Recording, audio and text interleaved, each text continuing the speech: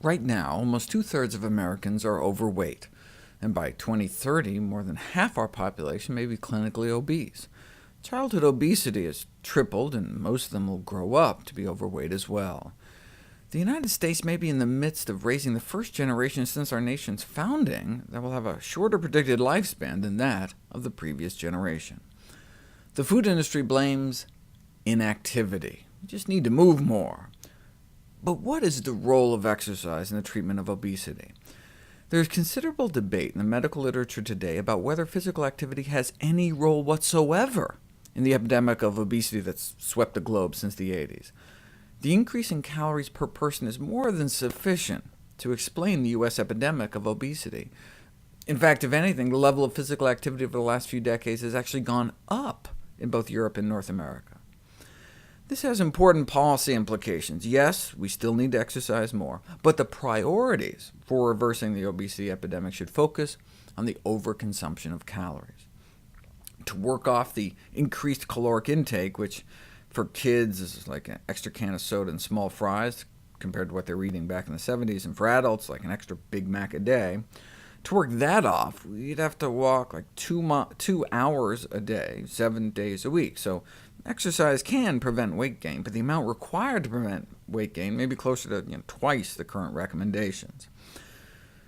Public health advocates have been experimenting with including this kind of information. The fast food menu labeled with calories and the number of miles to walk to burn those calories appeared to be most effective in influencing the selection of lower-calorie meals.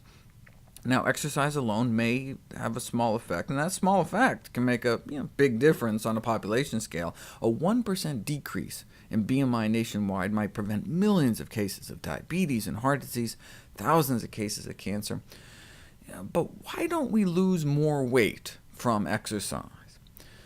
It may be because we're just not doing it enough. I mean, the small magnitude of weight loss observed from the majority of exercise interventions, where they make people exercise, may be primarily due to how low the doses are of the prescribed exercise.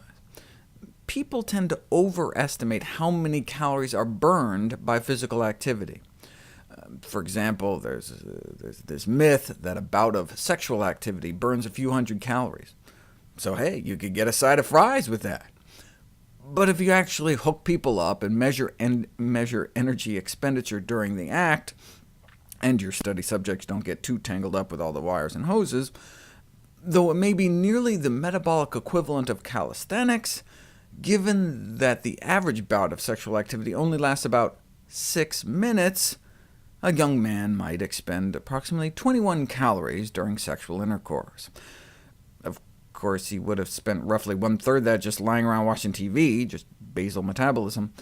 So the incremental benefit is plausibly on the order of 14 calories.